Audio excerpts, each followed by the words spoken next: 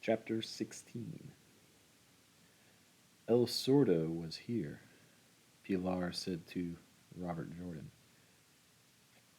They had come in out of the storm to the smoky warmth of the cave, and the woman had motioned Robert Jordan over to her with a nod of her head. He's gone to look for horses. Good. Did he leave any word for me? Only that he had gone for horses. And we? No say, she said. Look at him. Robert Jordan had seen Pablo when he came in, and Pablo had grinned at him. Now he looked over at him sitting at the board table, and grinned and waved his hand. Inglés, Pablo called. It's still falling, Inglés. Robert Jordan nodded at him. Let me take thy shoes and dry them, Maria said. I will hang them here in the smoke of the fire. Watch out you don't burn them, Robert Jordan told her. I don't want to go around here barefoot. What's the matter? He turned to Pilar. Is this a meeting? Haven't you any sentries out? It's the storm. In this storm? Que va. There were 6 men sitting at the table and leaning back against the wall. Anselmo and Fernando were still shaking the snow from their jackets, beating their trousers, and rapping their feet against the wall by the entrance. Let me take thy jacket, Maria said. Do not let the snow melt on it. Robert Jordan slipped out of his jacket, beat the snow from his trousers, and untied his shoes. You will get everything wet here, Pilar said. It was thee who called me. Still, there is no impediment to returning to the door for thy brushing. Excuse me, Robert Jordan said, standing in his bare feet on the dirt floor. Hunt me a pair of socks, Maria. The Lord and Master, Pilar said, and poked a piece of wood into the fire. Hay que aprovechar el tiempo, Robert Jordan told her. You have to take advantage of what time there is. It is locked, Maria said. Here is the key. He tossed it over. It does not fit this sack. It is the other sack. They are on top and at the side. The girl found the pair of socks, closed the sack, locked it, and brought them over with the key. Sit down and put them on and rub thy feet well, she said. Robert Jordan grinned at her. Thou canst not dry them with thy hair, he said for Pilar to hear. What a swine, she said. First he is the lord of the manor, now he is our ex-lord himself. Hit him with a chunk of wood, Maria. Nay, Robert Jordan said to her. I am joking because I am happy. You are happy? Yes, he said. I think everything goes very well. Roberto, Maria said, go sit down and dry thy feet, and let me bring thee something to drink, to warm thee. You would think that that man had never dampened foot before, Pilar said, nor that a flake of snow had ever fallen. Maria brought him a sheepskin and put it on the dirt floor of the cave. There, she said. Keep that under thee until thy shoes are dry.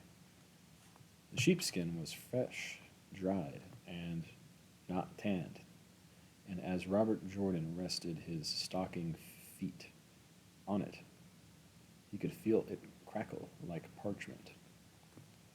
The fire was smoking, and Pilar called to Maria. Blow up the fire, worthless one. This is no smokehouse. Blow it thyself, Maria said. I am searching for the bottle that El Sordo left. It is behind his packs, Pilar told her. Must you care for him as a sucking child?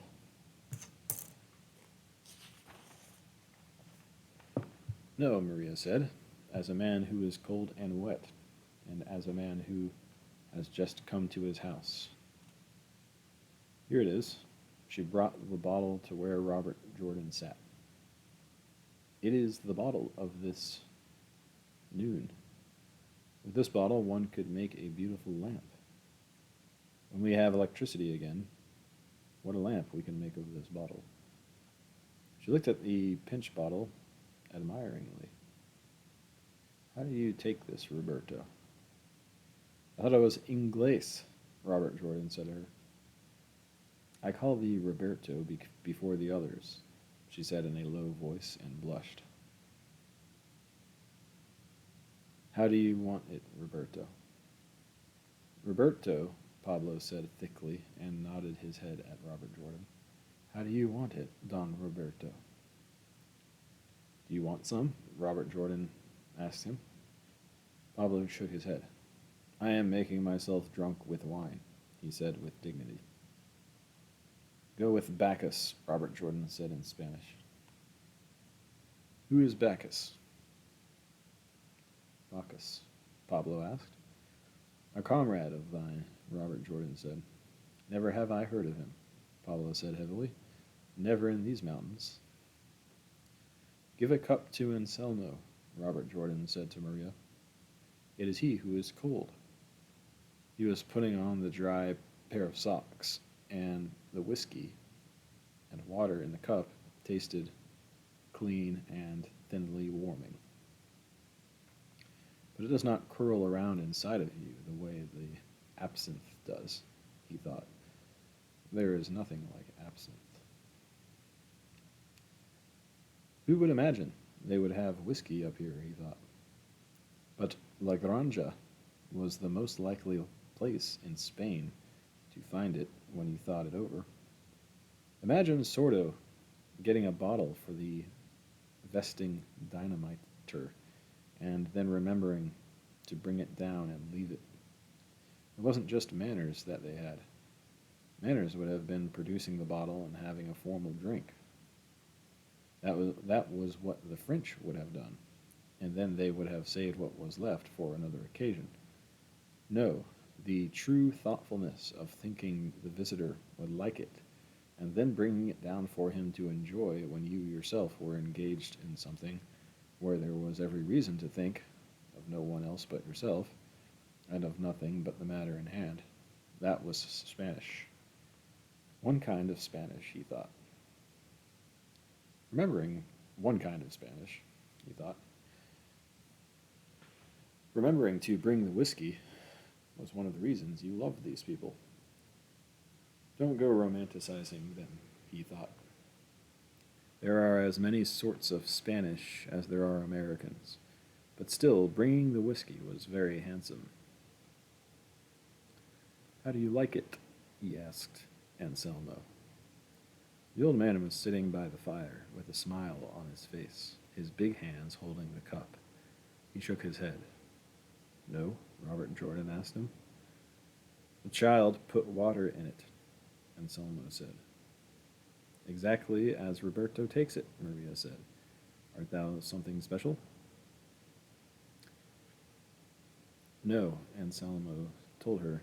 Nothing special at all. But I like to feel it burn as it goes down. Give me that, Robert Jordan told the girl, and pour him some of that which burns.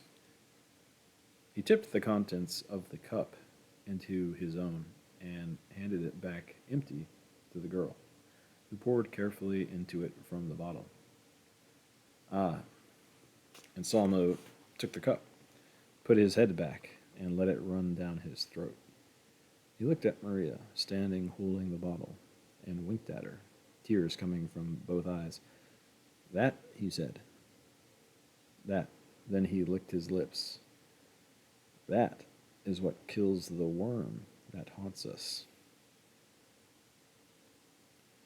Roberto, Maria said, and came over to him, still holding the bottle. Are you ready to eat? It is ready. It is ready when you wish it. Have the others eaten? All except you, Anselmo, and Fernando. Let us eat then, he told her. And thou? Afterwards, with Pilar. Eat now with us. No, it would not be well. Come on and eat. In my country, a man does not eat before his woman. That is thy country. Here it is better to eat after. Eat with him, Pablo said, looking up from the table. Eat with him, drink with him, sleep with him, die with him. Follow the customs of his country. Are you drunk? Robert Jordan said, standing in front of Pablo. The dirty, stubble-faced man looked at him happily. Yes, Pablo said. Where is thy country, Ingles, where the women eat with the men? In Estados Unidos, in the state of Montana. Is it there that the men wear skirts as do the women? No, that is in Scotland. But listen, Pablo said, when you wear skirts like that, Ingles. I don't wear them, Robert Jordan said.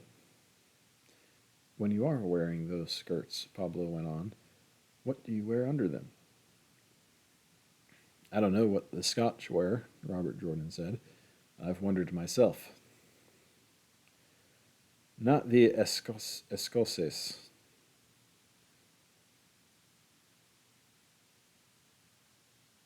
Escoceses. Escoceses. Not the Escoceses, Pablo said. Who cares about the Escoceses? Escoceses? Who cares about anything with a name as rare as that? Not me. I don't care. You, I say, Ingles. You, what do you wear under your skirts in your country? Twice I have told you that we do not wear skirts, Robert Jordan said, neither drunk nor in joke.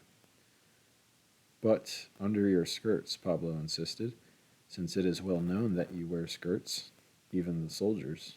I have seen photographs, and also I have seen them in the Circus of Price. What do you wear under your skirts, Ingles?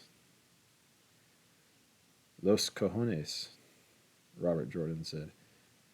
Anselmo laughed, and so did the others who were listening, all except Fernando.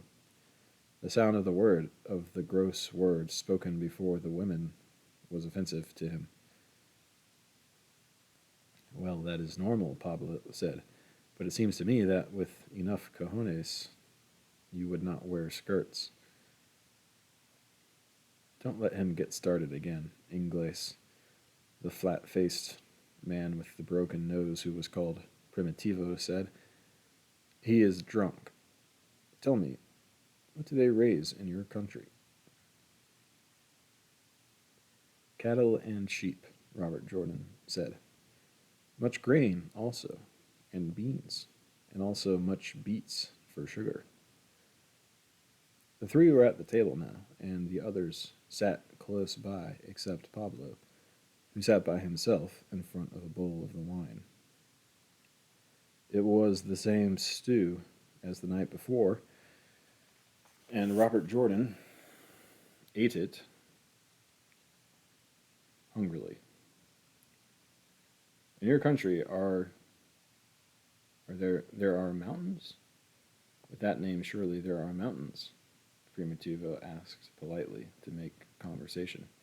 He was embarrassed at the drunkenness of Pablo. Many mountains, and very high. And are there good pastures? Excellent. High pasture in the summer, in forests controlled by the government. Then in the fall, the cattle are brought down to the lower ranges. Is the land there owned by the peasants? Most land is owned by those who farm it. Originally, the land was owned by the state, and by living on it and declaring the intention of improving it, a man could obtain a title to 150 hectares. Hectares? Tell me how this is done, Augustine asked. That is an agrarian reform which means something. Robert Jordan explained the process of homesteading. He had never thought of it before as an agrarian reform. That is magnificent, Primitivo said. Then you have a communism in your country. No, that is done under the Republic. For me, Augustine said, everything can be done under the Republic. I see no need for other form of government. Do you have no big proprietors? Andres asked. Many. Then there must be abuses. Certainly, there are many abuses. But you will do away with them.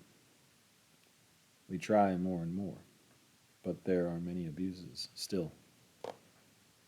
But there are not great estates that must be broken up.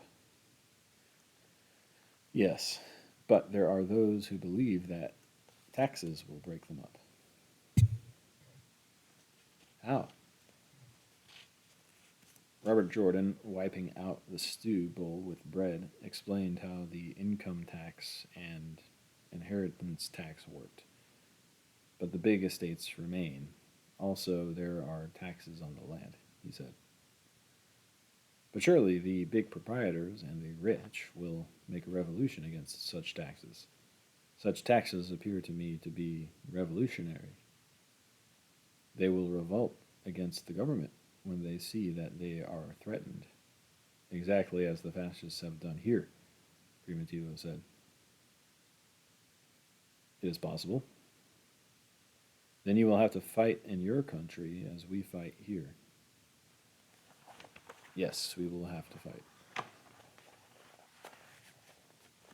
But are there not many fascists in your country?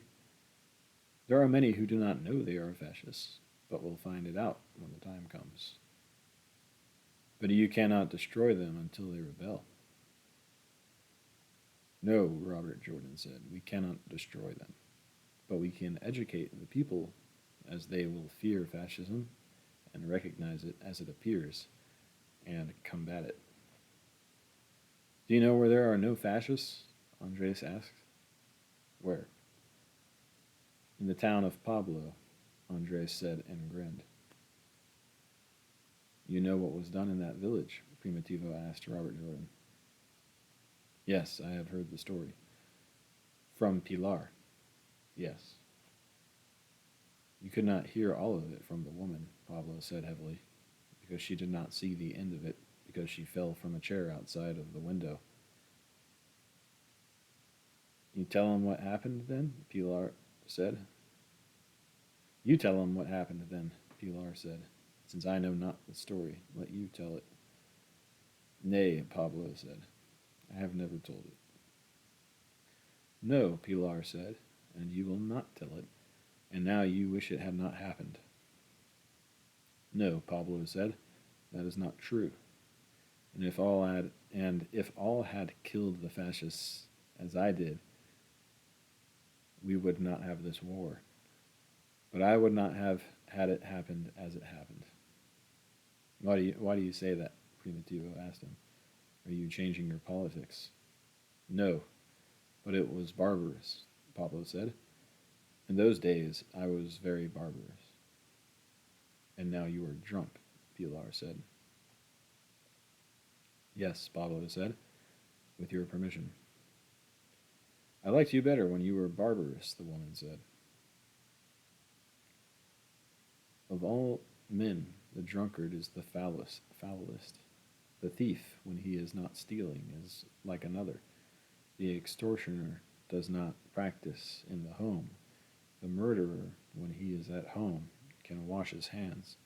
But the drunkard stinks and vomits in his own bed and dissolves his organs in alcohol. You are a woman and you do not understand, Pablo said equably. I am drunk on wine, and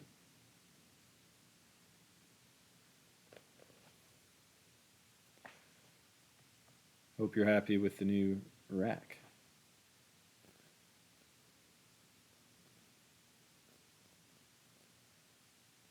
Oh, yeah. Yeah, it's nice, thanks.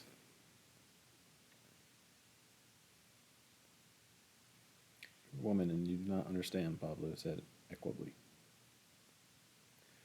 I am drunk on wine, and I would be happy for those people I have killed. All of them fill me with sorrow. He shook his head lugubriously. Give him some of that which Sordo brought, Pilar said. Give him something to animate him. He is becoming too sad to bear. If I could restore them to life, I would, Pablo said. Go and obscenity thyself, Augustine said to him. What sort of place is this? I would bring them all back to life, Pablo said sadly. Every one. Thy mother, Augustine shouted at him. Stop talking like this or get out. Those were fascists you killed. You heard me, Pablo said.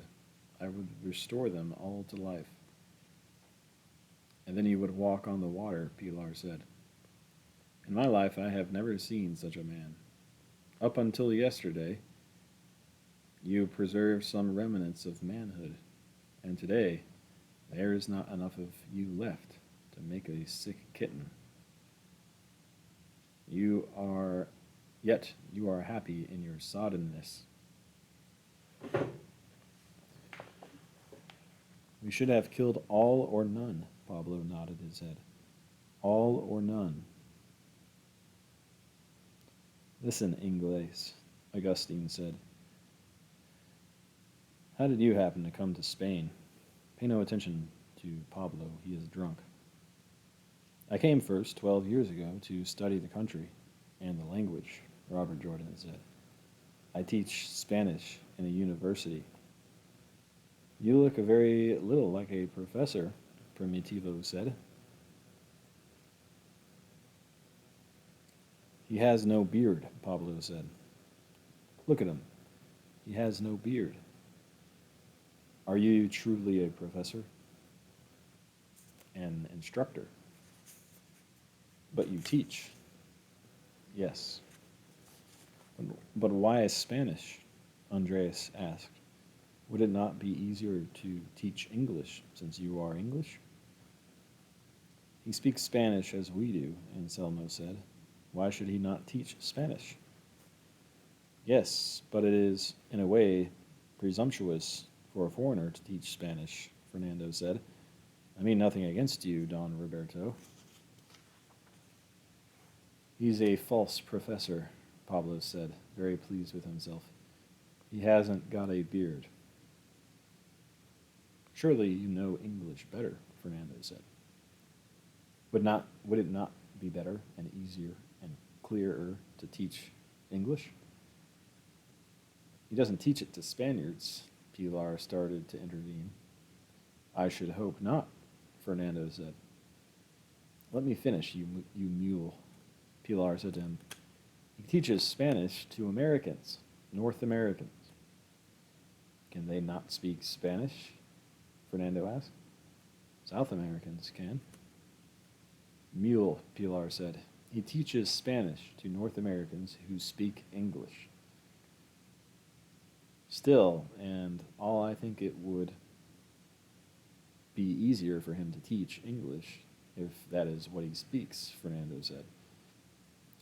Can't you hear he speaks Spanish? Pilar shook her head hopelessly at Robert Jordan. Yes, but with an accent. Of where? Robert Jordan asked. Of Estremadura, Fernando said primly. Said primly. Oh, my mother, Pilar said. What a people. It is possible, Robert Jordan said. I have come here from there. As he well knows, Pilar said. You old maid, she turned to Fernando. Have you had enough to eat? I could eat more if there is a sufficient quantity, Fernando told her. And do not think that I wish to say anything against you, Don Roberto. Milk, Augustine said simply. And milk again. Do we make the revolution in order to say Don Roberto to a comrade? For me, the revolution is so that all will say Don to all, Fernando said. Thus should it be under the Republic.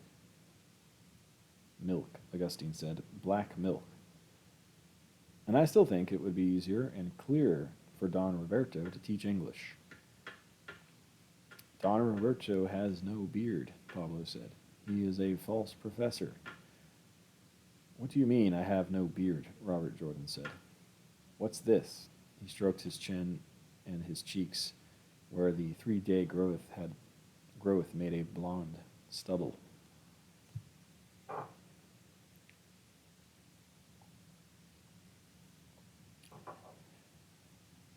Not a beard, Pablo said.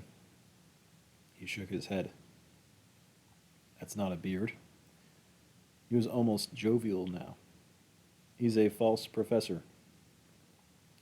Obscenity in the milk of all, Augustine said, if it does not seem like a lunatic asylum here. You should drink, Pablo said to him. To me, everything appears normal, except the lack of beard of Don Roberto. Maria ran her hand over Robert Jordan's cheek. He has a beard, she said to Pablo. You should know, Pablo said, and Robert Jordan looked at him. I don't think he is so drunk, Robert Jordan thought. No, not so drunk. And I think I had better watch myself. Thou, he said to Pablo, do you think this snow will last? What do you think? I asked you. Ask another, Pablo told him. I am not thy service or of information. You have a paper from thy service of information. Ask the woman, she commands. I asked thee. Go and obscenity thyself, Pablo told him. Thee and the woman and the girl. He is drunk, Primitivo said. Pay him no heed, Ingles. I do not think he is so drunk, Robert Jordan said. Maria was standing behind him, and Robert Jordan saw Pablo watching her over his shoulder. The small eyes, like a boar's, were watching her out of the round, stubble-covered head, and Robert Jordan thought, I have known many killers in this war, and some before, and they were all different. There is no common trait nor feature, nor any such as the criminal type, nor any such thing as the criminal type. But Pablo is certainly not handsome. I don't believe you can drink, he said to Pablo, nor that you are drunk. I am drunk, Pablo said with dignity. To drink is nothing. It is to be drunk that is important. Estoy muy borracho. I doubt it, Robert Jordan told him. Cowardly, yes. It was so quiet in the cave suddenly that he could hear the hissing noise the wood made burning on the hearth where Pilar cooked. He heard the sheepskin crackle as he rested his weight on his feet.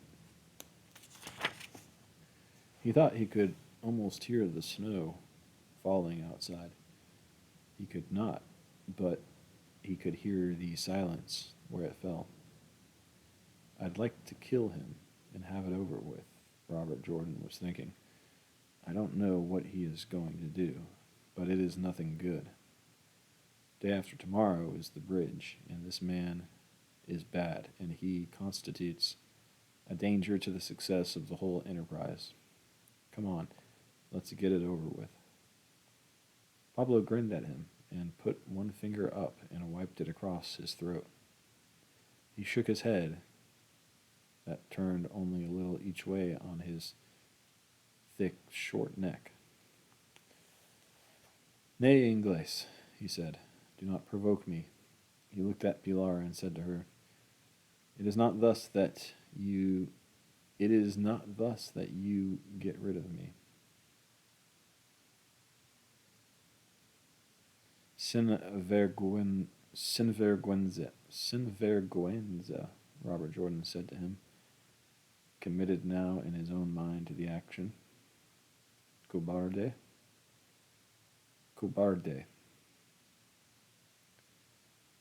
It is very possible, Pablo said, but I am not to be provoked. Take something to drink, Ingles, and signal to the woman. It was not successful. Shut thy mouth, Robert Jordan said. I provoke thee for myself. It is not worth the trouble, Pablo told him. I do not provoke.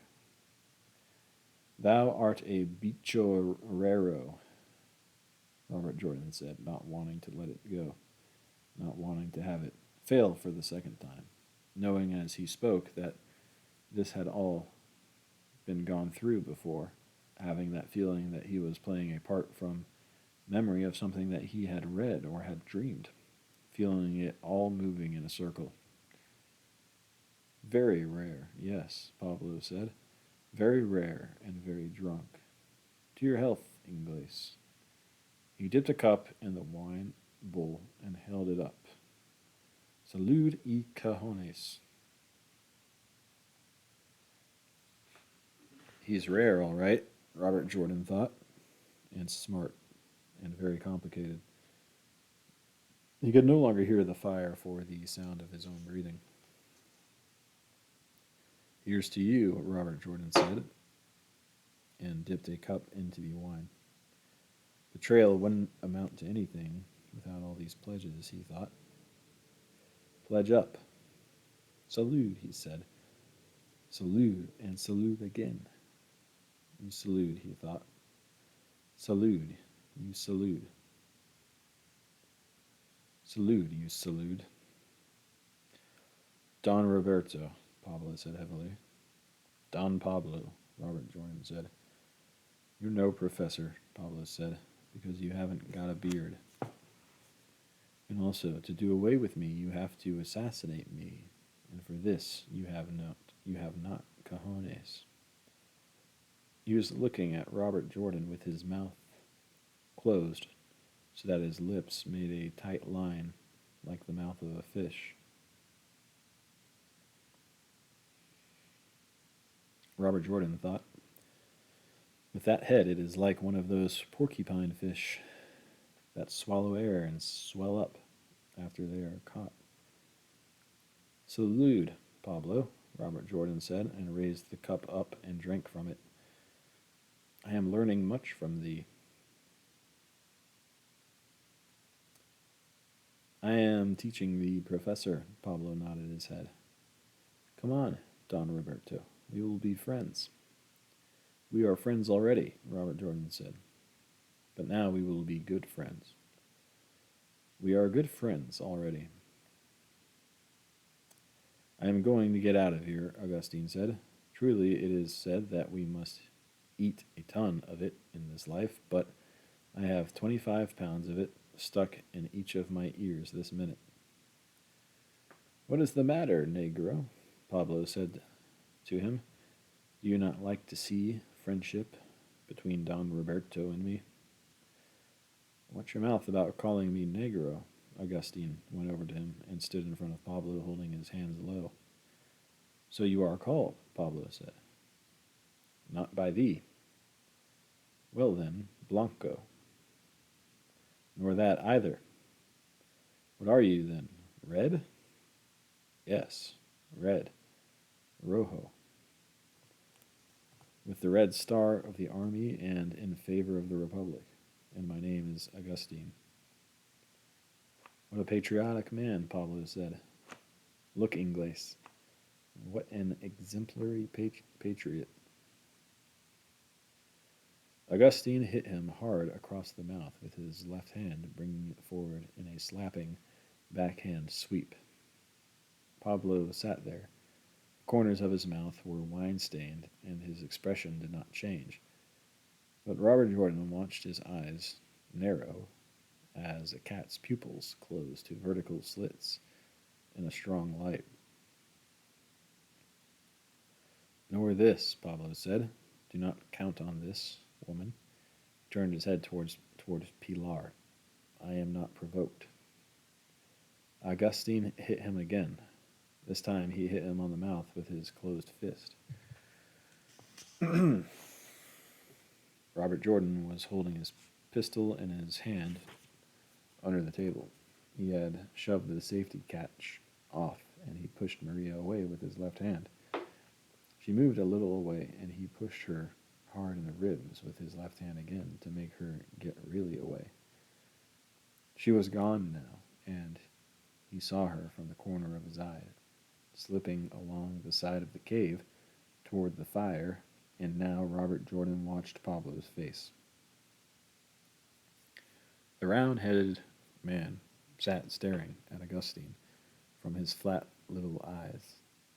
The pupils were even smaller now. He licked his lips then, put up an arm, and wiped his mouth with the back of his hand, looked down and saw the blood on his hand. He ran his tongue over his lips, then spat. Nor that, he said. I am not a fool. I do not provoke. Cabron, Augustine said. You should know, Pablo said. You know of the woman. Augustine hit him again, hard in the mouth, and Pablo laughed at him, shoving the yellow, bad, broken teeth in the reddened showing the yellow, bad, broken teeth in the reddened line of his mouth. Leave it alone, Pablo said, and he reached with a cup to scoop some wine from the bowl. Nobody here has cojones to kill me, and this of the hands is silly. Cabarde, Augustine said. Nor words either, Pablo said, and made a swishing noise, rinsing the wine in his mouth. He spat on the floor. I am far past words. Augustine stood there, looking down at him, and cursed him, speaking slowly, clearly, bitterly, and contemptuously, and cursing as steadily as though he were dumping manure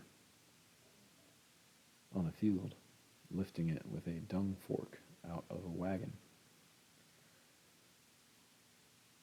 Nor of those, Pablo said. Leave it, Augustine, and do not hit me more. Thou wilt injure thy hands. Augustine turned from him and went to the door. Do not go out, Pablo said. It is snowing outside. Make thyself comfortable in here.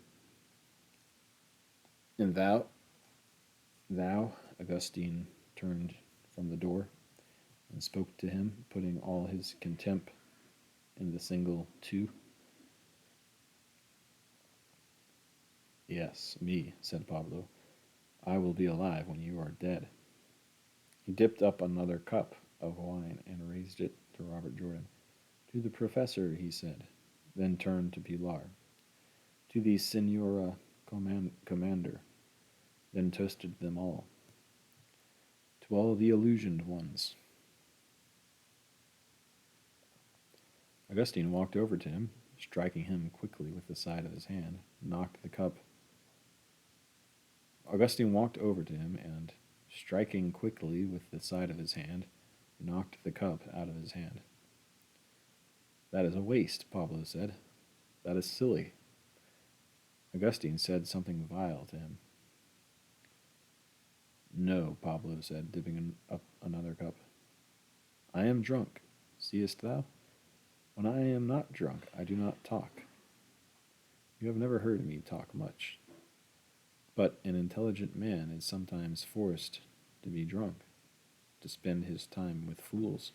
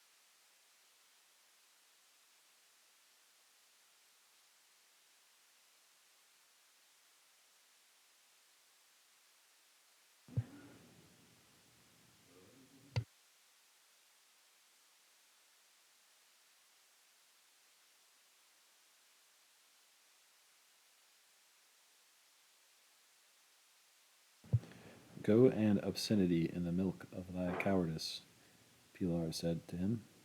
I know too much about thee and thy cowardice. How the woman talks, Pablo said. I will be going out to see the horses. Go and befoul them, Augustine said. Is not that one of thy customs? No, Pablo said, and shook his head. He was taking down his big blanket cape from the wall.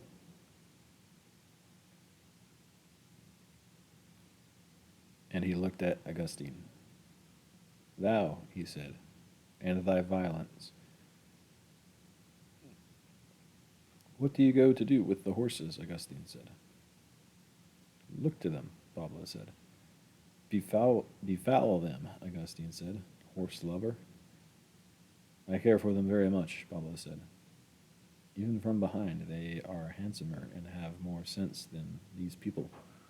Divert yourselves, he said and grinned. Speak to them of the bridge, Ingles. Explain their duties in the attack. Tell them how to conduct the retreat. Where will you take them, Ingles, after the bridge? Where will you take your patriots?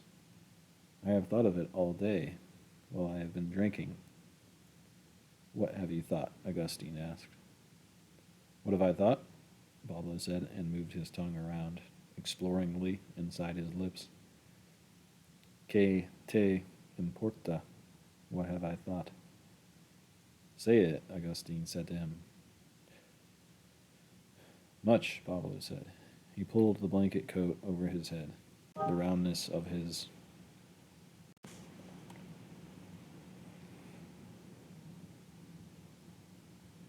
head protruding now from the dirty yellow folds of the blanket. I have thought much. What? Augustine said. What? I have thought you are a group of illusioned people, Pablo said, led by a woman with her brains between her thighs, and a foreigner who comes to destroy you. Get out, Pilar shouted at him. Get out and fist yourself into the snow. Take your bad milk out of here, you horse-exhausted American. Thus one talks, Augustine said admiringly, but absent-mindedly. He was worried. I go, said Pablo, but I will be back shortly. He lifted the blanket over the door of the cave and stepped out. Then from the door he called, "It's still falling, Ingles."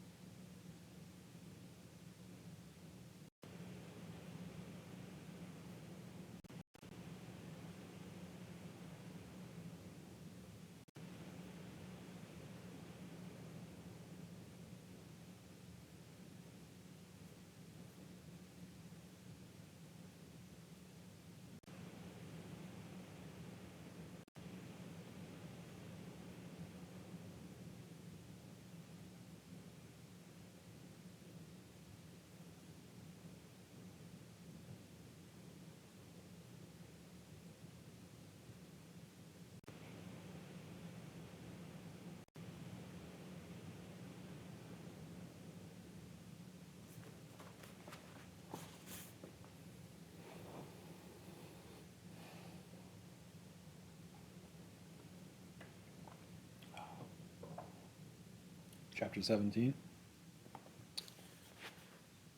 The only noise in the cave now was the hissing from the hearth, where snow was falling through the hole in the roof onto the coals of the fire. "Pilar," Fernando said, "is there more of the stew?" "Oh, shut up," the woman said. But Maria took Fernando's bowl over to the big pot set back from the edge of the fire and ladled into it.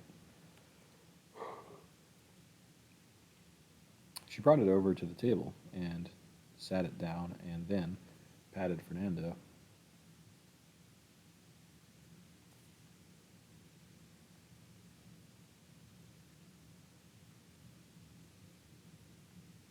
On the shoulder as he bent to eat. She stood for a moment beside him, her hand on his shoulder, but Fernando did not look up. He was devoting himself to the stew. Augustine stood beside the fire. The others were seated. Pilar sat at the table opposite Robert Jordan. "Now, Ingles," she said, "you have seen how he is." "What will he do?" Robert Jordan asked. "Anything." The woman looked down at the table. "Anything. He is capable of doing anything." "Where is the automatic rifle?" Robert Jordan asked. "There in the corner, wrapped in the blanket," Primitivo said.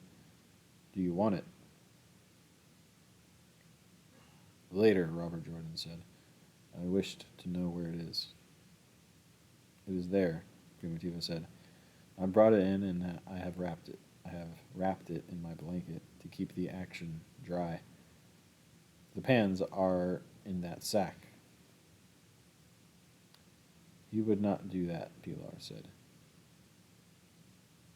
"He would not do anything with the machina." "I thought you said he would do anything." "He might," she said, "but he has no practice with the machina. He could toss in a bomb. That is more his style." It is an idiocy and a weakness not to have killed him, the gypsy said. He had taken no part in any of the talk all evening.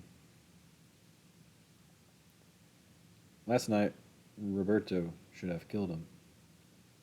Kill him, Pilar said. Her big face was dark and tired looking.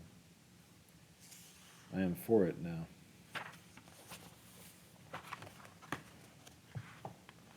I was against it, Augustine said. He stood in front of the fire, his long arms hanging by his side, his cheeks stubble shadowed below the cheekbones, hollow in the firelight. Now I am for it, he said. He is poisonous now, and he would like to see us all destroyed. Let all speak, Pilar said, and her voice was tired. Thou, Andres?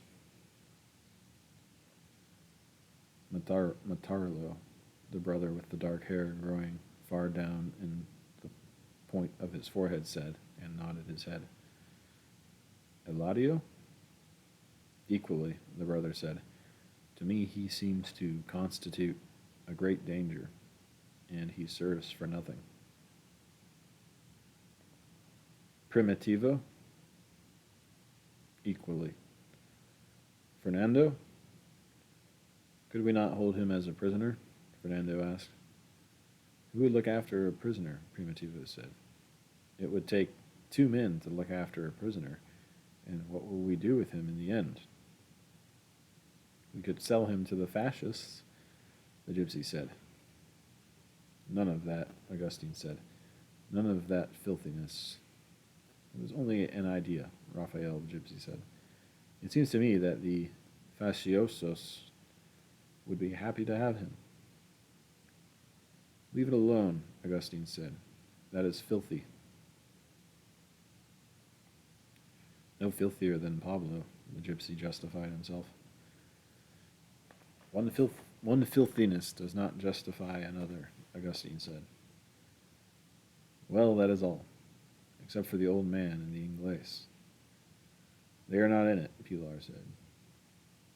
He has not been their leader. One moment, Fernando said. I have not finished. Go ahead, Pilar said. Talk until he comes back. Talk until he rolls a hand grenade under the blanket and blows this all up. Dynamite and all. I think that you exaggerate, Pilar, Fernando said. I do not think that he has any such conception. I do not think so either, Augustine said, because that would blow the wine up too, and he will be back in a little while. He will be back in a little while to the wine. Why not turn him over to El Sordo and let El Sordo sell him to the fascists? Raphael suggested. You could bind him, and he would be easy to handle. Shut up, Pilar said. I feel something very justified against thee, too, when thou talkest. The fascists would pay nothing for him anyway, Primitivo said. Such things have been tried by others, and they paid nothing. They will shoot thee too. I believe that blinded he could be sold for something, Raphael said.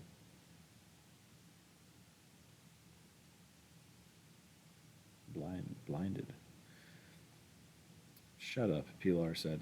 Speak of blinding again, and you can go with the other. But he, Pablo, blinded the Guardia Civil, who was wounded. The gypsy insisted. You have forgotten that. Close thy mouth, Pilar said to him. She was embarrassed before Robert Jordan by this talk of blinding. I have not been allowed to finish, Fernando interrupted. Finish, Pilar told him. Go on, finish. Since it is impractical to hold Pablo as a prisoner, Fernando commenced, and since it is repugnant to offer him, finish, Pilar said. For the love of God, finish. In any class of negotiation, Fernando proceeded calmly, I am agreed that it is perhaps best that he should be eliminated in order that the operations projected should be ensured of the maximum possibility of success. Pilar looked at the little man, shook her head, bit her lips, and said nothing. That is my opinion, Fernando said. I believe we are justified in believing that he constitutes a danger to the Republic. Mother of God, Pilar said. Even here, one man can make a bureaucracy with his mouth. Both from his own words and his recent actions, Fernando continued. And while he is deserving of gratitude for his actions in the early part of the movement, and up until the most recent time, Pilar had walked over to the fire. Now she came up to the table. Fernando, Pilar said quietly and handed a bowl to him. Take this stew, please, in all formality, and fill thy mouth with it, and talk no more. We are in possession of thy opinion.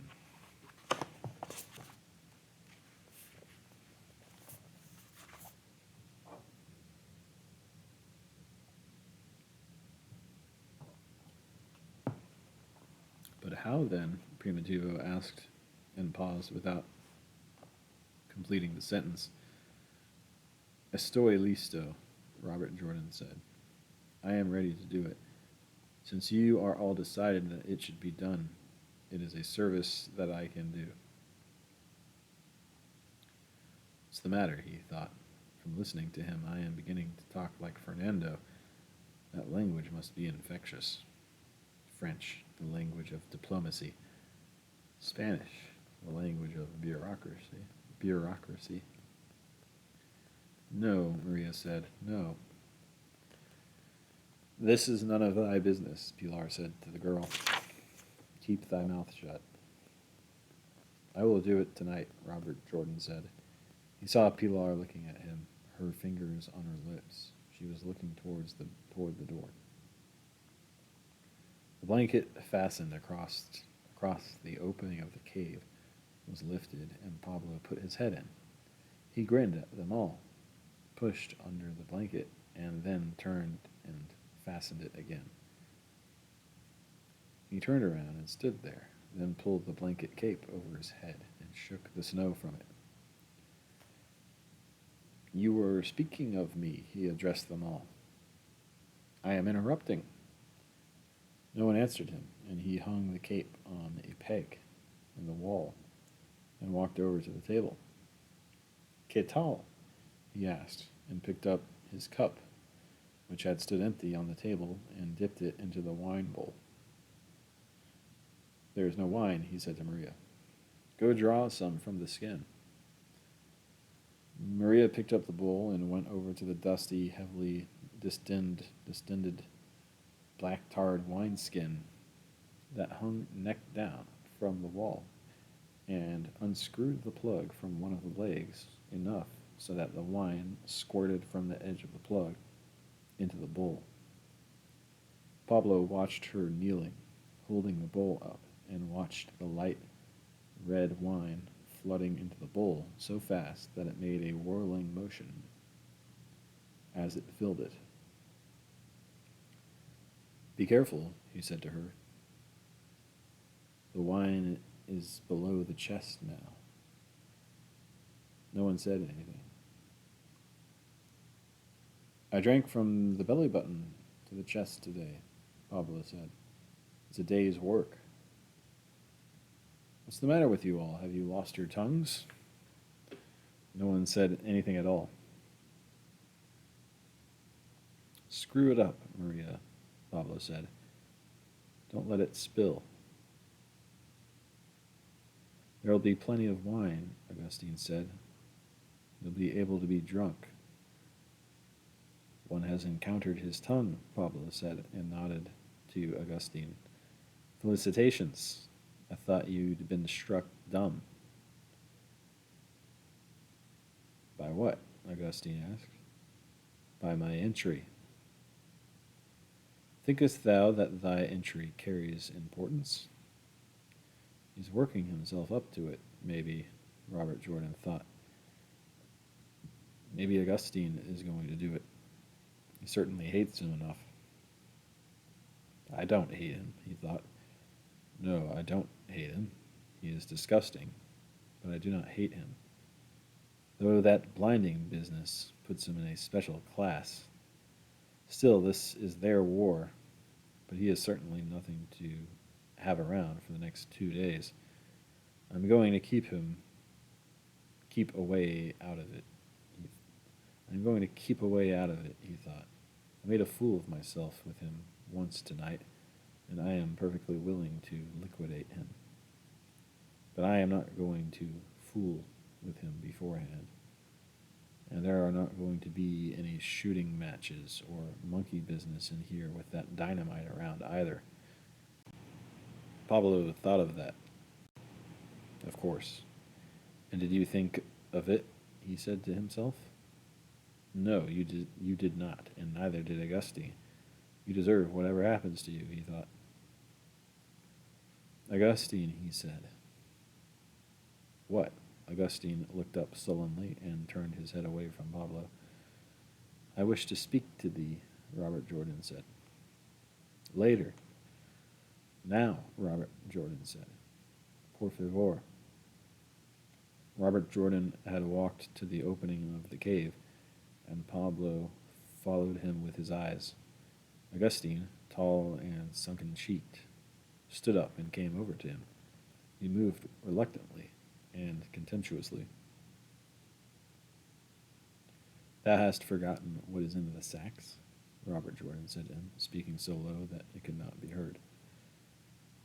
Milk, Augustine said. One becomes accustomed and one forgets. I too forgot. Milk, Augustine said. Leche. What fools we are. He swung back, loose-jointedly, to the table and sat down.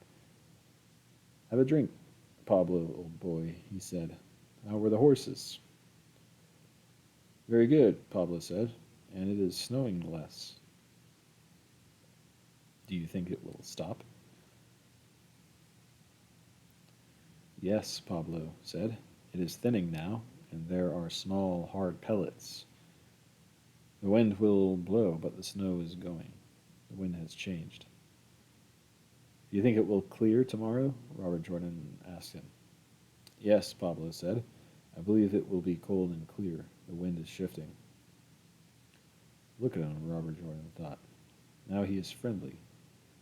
He has shifted like the wind. He has the face and body of a pig, and I know he is many times a murderer, and yet he has the sensitivity of a good aneroid. Aneroid? Aneroid? Yes, he thought, and the pig is a very intelligent animal, too.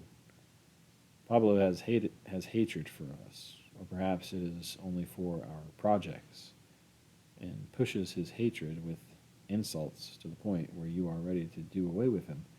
And when he sees that this point has been reached, he drops it and starts all new and clean again.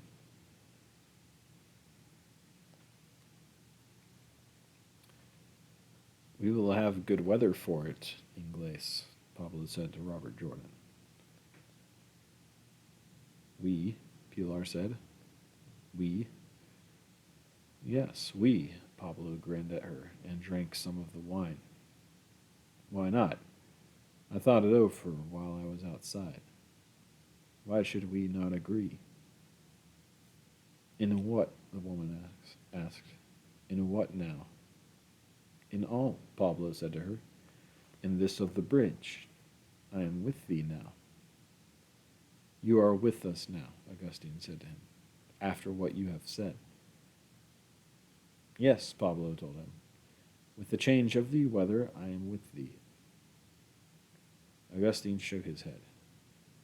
The weather, he said, and shook his head again. And after me hitting thee in the face. Yes, Pablo grinned at him and ran his fingers over his lips.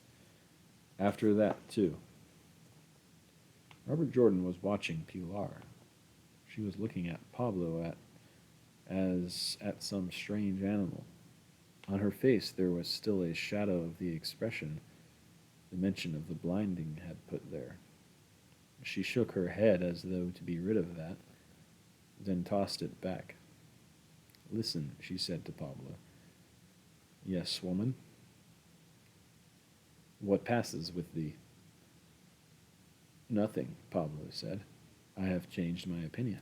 Nothing more. You were listening at the door, she told him. Yes, he said, but I could hear nothing. You fear that we will kill thee.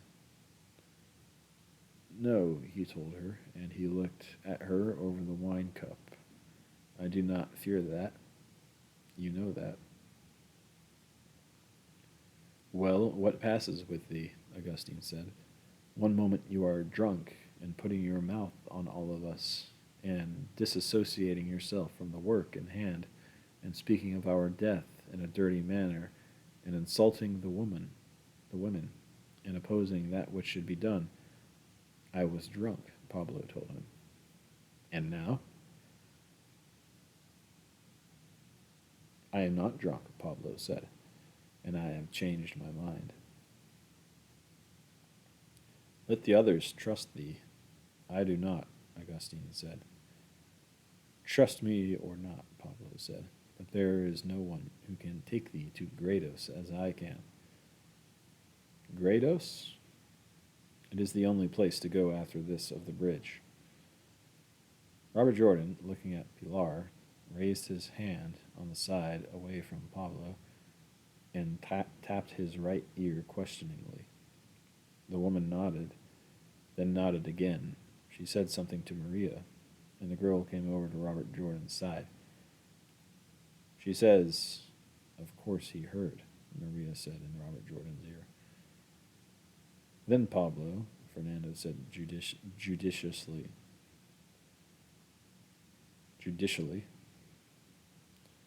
thou art with us now and in favor of this of the bridge? Yes, man, Pablo said. He looked Fernando squarely in the eye and nodded. In truth? Primitivo asked. De veras, Pablo told him. And you think it can be successful? Fernando asked. You now have confidence. Why not? Pablo said. Haven't you confidence? Yes, Fernando said, but I always have confidence. I'm going to get out of here, Augustine said. It is cold outside, Pablo told him in a friendly tone.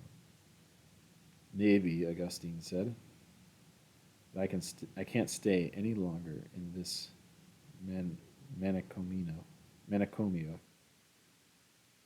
Do not call this cave an insane asylum, Fernando said. A manicomio for criminal lunatics, Augustine said, and I'm getting out before I'm crazy too.